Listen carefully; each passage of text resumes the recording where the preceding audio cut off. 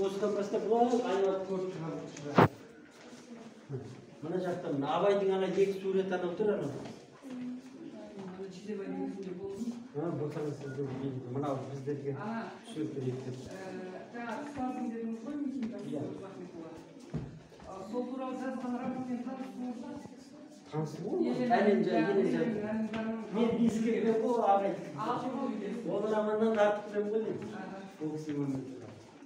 Ол енді кішкене қазақ ғалымдары туралы жазылған соң оған дейін ондай салада не жоқ ғой. Мынау Абайдың 9 құмалағы. Өзінікі ме? Өзінікі. Түпнұсқа ма?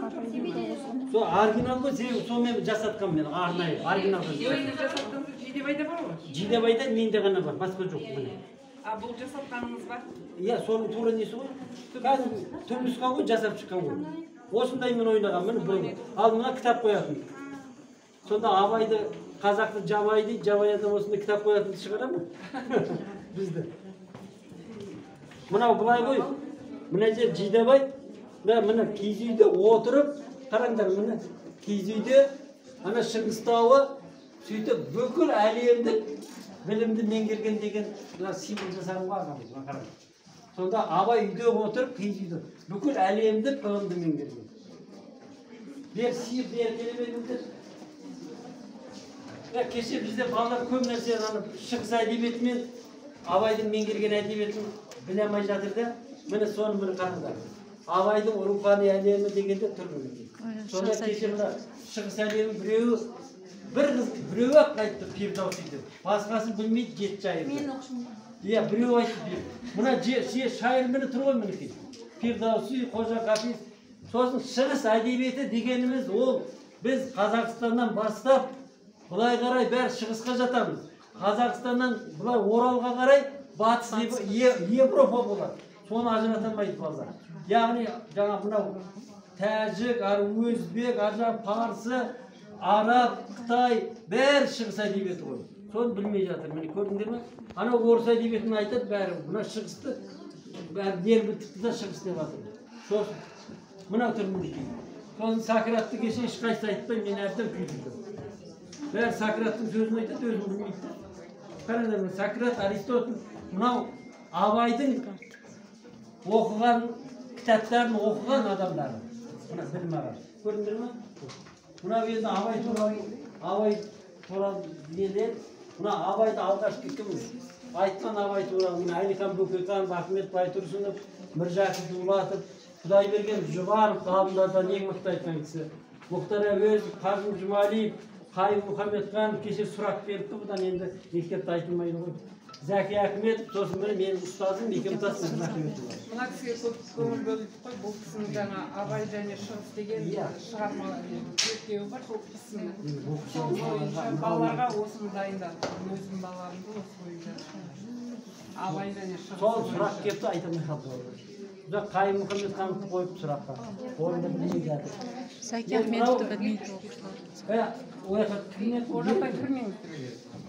Абайды негізі осы жерде мына музейді мен жаңа орталығында Хакім Абай деп қойған ел. Сосын Шымкентте де музейде әдейі Хакім Абай деп қойдым. Себебі естеріңде болсын, сендердегі мектептегі абайтану, біздің өтетін абайтану ол әдебиетке жатпайды. Түбін Абай ақын болып алғанмен ол әдебиетшілердің өтетіні ақын Абай. Яғни жаз, көз, лирикасы, поэзиясы деп өтеді. Ал біздің абайтану, біз Хакім Абайды өтеміз. Яғни Хакім Абай бұрын айтылмаған. Абайдың даналығын, анау қазақтың даналығынан бастап Әл-Фараби, Қорқыт, содан бер Дулатқа шейін олармен қосып өтеміз. Сосын мынау жаңағы Сократың бар, Аристотель бар. Солардың бәрін қосып өтеміз. Сонда Абай бүкіл құндылықты аузына сіңіріп, бүкіл дүниедегі құндылықты сіңіріп, қазір адамзат баласына керек құндылықты бүкіл дүниесі маған келіп жатыр. Өшірге Вьетнамда, Қытайында келді, Жапонда келді. Sonda taң қалады мынаны көріп. Сосын біз Жапониядан Абайдың кітабын шығарғанбыз, сөйлейтін кітап. Оны мүмкіндік болған жоқ. Соны бірінші сөйлейтін кітап жұрт шығарғыш болды ғой. Соны біз Жапонияда жер сілкінді ғой. Сол жер сілкінгенде сол завод қирады. Сонда біз Абайдың кітабын қазақша сояқта шығардық. Мынау интерактив тактика қоса саласыдағы өз сөйлей береді. Бүкіл мұғалімдарға сондай көмек. Соны шығарды. Сонда айтты Жапонның ғалымы.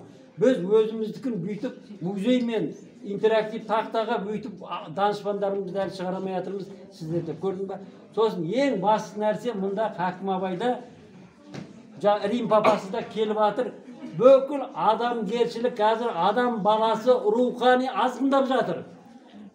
Ал материалдық жағынан адам баласы сендер міне қазір соткымен сен жердің түбінде кез келген адаммен сөйлесесің. Америкалықтар анау айға жер сатып алып жатыр.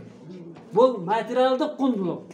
Енді рухани құндылық соны іздеп жатыр. Адам баласы азғындады. Оны айтайын, бірақ мысалы Абай айтады, егер адам баласы жан құмары мен тән құмарын айтады, тән құмарына кетсе, соның жолына түсе берсе, ақша десе, байлық десе, атақ десе, хайуаннан да төмен болады дейді. Сонда мен ойладым, қалай адам хайуан болып кетеді деп. Сөйтсем қазір хайуаннан да төмен. Сендерге айтайын, мынау ұлы сөзде ұят жоқ. Мысалы бие мен бие жанаспайды ғой. Еркек пен еркек жанасады, әйел мен әйел үйленіп жатыр, еркек пен еркек.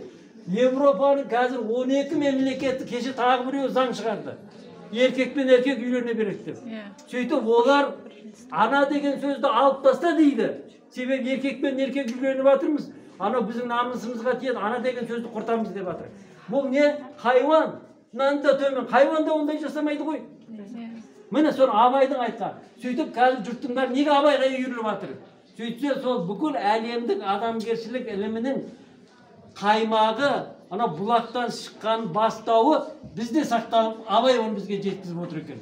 Міне сендер айналайын ертең Ағылшынға барасыңдар, Қытайға барасыңдар. Сол кезде олар сендерден артық біліп қоюы мүмкін Абайды.